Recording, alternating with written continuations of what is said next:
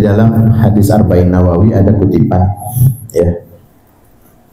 An Ibnu Abbas radhiyallahu anhuma anna Rasulullah sallallahu alaihi wasallam qala innallaha tajawaza li an ummati al-khata'u wan nisyan wa mastukrihu alaihi.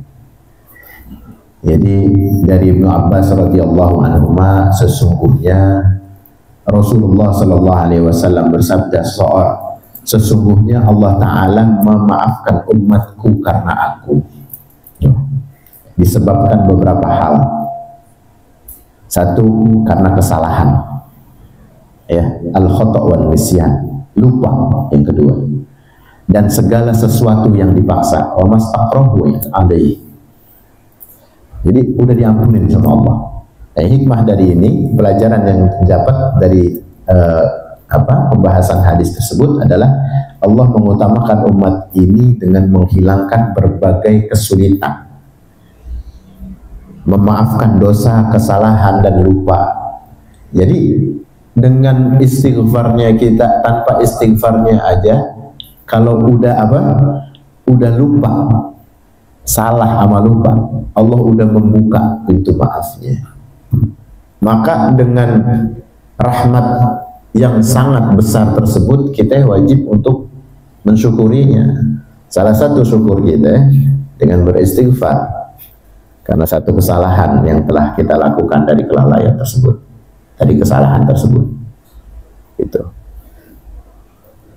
Kita ini diciptakan oleh Allah tahu kadar kita. Al-insanu mahalul khata' wal nisyan. Emang tempatnya salah sama lupa. Jadi jangan sampai ngerasa jauh dari rasa maaf, ya, kayaknya kagak dimaafin. Enggak, ente siapa yang nentuin? Tanpa ente minta, Allah udah maha pemaaf. Apalagi ente minta, apalagi ente mohon, Allah senang banget. Makanya doa yang paling disukai oleh Allah, Allahumma innaka afuwun tuhibbul afwa fa'fu anna. Jadi Allah mencintai permohonan maaf dari seorang hamba. Maka ya Allah, kalaulah engkau mencintai rasa maaf, maafkan kami. Jadi pemaafan yang pernah kita bahas juga kalau di bulan Ramadan kemarin adalah dihapusnya segala bentuk kesalahan seorang hamba. Beda kalau pengampunan. Ya. Nah ini maaf ini kayak udah nggak keinget lagi. Ente udah aneh maafin. Kalau Allah mau cara memaafkannya itu masahakul akhta'in anil abd, dihapus semuanya, lupa, seolah-olah tidak melakukan. Kalau pengampunan enggak, beda. Pengampunan itu masih ada catatannya, bekas-bekasnya masih ada. Kalau di stabilo itu istilahnya di stipo ya, di tip X itu masih ada bayangan-bayangannya. Kalau kita modelnya begini, kesalahan ente mah ane udah maafin, tapi ane nggak bisa lupa. Itu kalau kita. Tapi beda sama Allah. Bentuk rahmat Allah dari kata maaf itu adalah penghapusan dosa dari seorang hamba. Jadi luar biasa nikmatnya. Makanya kita perbanyak itu doa. Dan sekarang di saat di luar dari bulan Ramadan terus kita buru, terus kita cari. Ya. Yang kedua adalah sesungguhnya Allah Ta'ala tidak ingin menghukum seseorang kecuali dia sengaja berbuat maksiat dan hatinya telah berniat untuk melakukan penyimpangan. Itu Allah hukum. Itu. Beda kalau al-khata' kesalahan itu tidak diniatin. Orang gimana sih kalau salah? Salah nggak diniatin. Sama orang aja gampang dilupain. Orang kagak niat dia. Tapi coba akan terhukum seorang hamba kalau dia baru niat aja udah dapat dosa. Apalagi melakukan.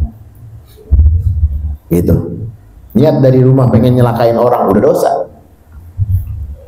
Tapi dosanya satu. Melakukan baru dosanya berlipat. Beda kalau pahala. Satu ibadah belum dilakukan, pahalanya udah sempurna. Itu beda itu. Pas dilakukan gimana? Bukan berlipat doang, 10 kali lipat. Nah ini kita dengan niat aja itu dilatih oleh Allah untuk memburu niat baik kita. Tapi untuk kesalahan belum apa-apa dilakukan udah ada kata maaf dari Allah karena memang tempatnya salah dan lupa. Yang dikatakan dosa di sini adalah kesalahan itu dengan niat, dengan tujuan benar dia melakukan kemaksiatan, itu baru dosa. Ya. Manfaat adanya kewajiban adalah untuk mengetahui siapa yang taat dan siapa yang membangkang. Maka itu kewajiban seorang dengan dorongan terpaksa beda.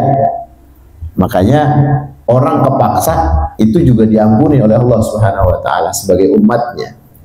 Umatnya siapa? Nabi besar Muhammad sallallahu alaihi wasallam. Makanya keutamaan umat Nabi ini luar biasa. Kita ini jangan sampai kagak sholawat sehari dengan sholawat yang hitungannya ada 100-an.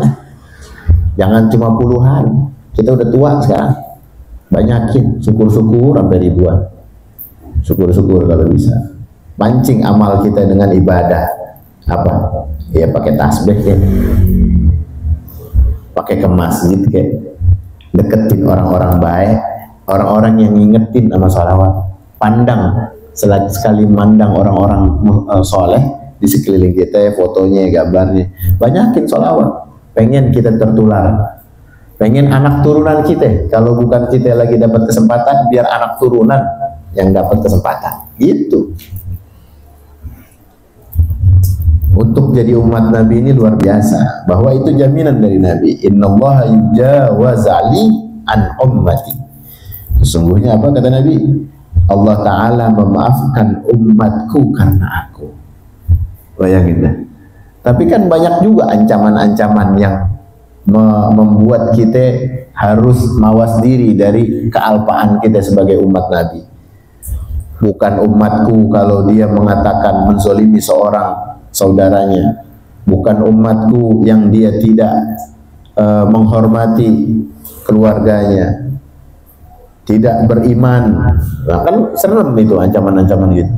Di sebalik kenikmatan yang memang dinobatkan untuk seorang umat Nabi, ya, tapi ada ancaman-ancaman di sisi lain. Itu yang kita kudu pelajari. Jangan cuma enaknya doang di awal, habis gitu kita ambil hikmahnya di awal, di akhirnya kita kagak pelajarin, di pertengahan kita cuekin himbauan-himbauan hadis-hadis Nabi yang banyak. Nah ini harus bagi kita untuk menjaga ya sunnah-sunnahnya Nabi, kita jaga ibadah-ibadah kita, jangan sampai lah bikin kita lupa. Dan ada beberapa perkara juga dalam hikmahnya ini yang tidak begitu aja bisa dimaafin. Misalnya seorang kalau ngelihat najis di bajunya, akan tetapi dia mengabaikan untuk menghilangkan segera. Nah ini juga kan jadi dosa. Sebetulnya dia bisa segera, tapi dia ngabaikan, biarin, biar dia pada kebauan dulu. Nah ini kan sengaja namanya. Padahal dia ngelihat satu ketidaksengajaan, tapi dia nunda. Orang kena kotoran kan gak sengaja di belakangnya misalnya. Dia nunda kasih tahu, biarin. Kan ada orang bercanda begitu. Itu bisa dihukum sama Allah Ta'ala. Gara-gara apa? Alasan dia menunda satu kebaikan ya dengan menjerumuskan saudaranya pada kenistaan. Mana najis didiemin. Kan kalau tahu langsung rubah, langsung kasih tahu, langsung tegur, langsung minta tolong yang bersihin. Ente takut kelihatan sama orang, malu. Nah itu. Maka harus dihilangkan dengan segera. Kemudian ketika dia sholat karena lupa atas kotoran tersebut, dia tidak terhisab. Tapi orang yang nunda-nunda tadi, orang yang tahu nunda, nah itu kena hisab. Makanya itu banyak contoh tersebut itu terjadi di kalangan kita. Kita kalau lagi peduli sama orang, sebisa kita negur, sebisa kita ngingetin, Pak maaf Pak. Gitu. Ada orang kan yang cuek aja, karena biarin dosa-dosa dia, baju-baju dia, biarin aja. Itu terjadi bukan sama kotoran doang, itu terjadi sama sifat. Misalnya ada orang sifat keluyuran, nyakitin orang di jalanan, kita nggak mau tegur buru-buru, biarin kita juga kena. Nggak begitu juga.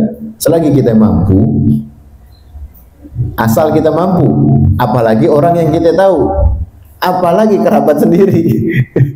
Nah ini kan, maka kalau ada sesuatu yang emang khorikul, di luar dari nalar, tapi orang itu sempat ada di keliling kita, di sekeliling kita, atau sempat ada di sebelah kita, kita nggak tegur, kita juga kena dosanya, kita kena hisabnya. Ya salah satunya, andai ada saudara kandung misalnya ngambil yang bukan haknya, kita diemin aja. Waktu dia kenapa-napa, apa kita nggak kena? Kan kena juga. Dia kenapa-napa nih, misalnya dia jatuh, misalnya dia keserempet, misalnya dia kegencet, ya kan? Kita diemin, dosanya kita. Hak seorang saudara adalah apa? Mendatangi saudaranya yang kena musibah. Kalau begitu kan akhirnya susah juga kita. Gara-gara kemarin waktu lagi dia abai, waktu dia lalai, kita abaikan gitu. Akhirnya kena teguran utama untuknya, teguran kedua untuk diri kita. Nauzubillah misalnya. Nah ini makanya himbauan kita adalah dari Nabi SAW untuk kita ini mawas diri atas keburukan yang terdapat di sekeliling kita. Itu jangan sampai gara-gara hal-hal yang sifatnya bisa ditegur kita nunda-nunda. Yang sifatnya itu mudah untuk kita jangkau, kita bikin jauh. Enggak gua nggak peduli. Enggak gua nggak mau tahu. Gitu. Nah ini ketika terjadi sesuatu, akhirnya kita yang kena susahnya, ya, kena tanggung jawabnya. Itu salah satunya. Makanya hati-hati sama keburukan yang ada di sekeliling kita, yang kita ketahui dan kita bisa jangkau. Mudah-mudahan ada baiknya, ada manfaatnya, ada anugerah dari yang Allah berikan. Himbauan-himbauan ini menjadikan kita sebagai umat Nabi besar Muhammad SAW lebih mawas diri dan lebih dicintai oleh Allah Subhanahu wa Ta'ala dengan kebenaran dan kejujuran takwa. Amin, amin ya rabbal alamin.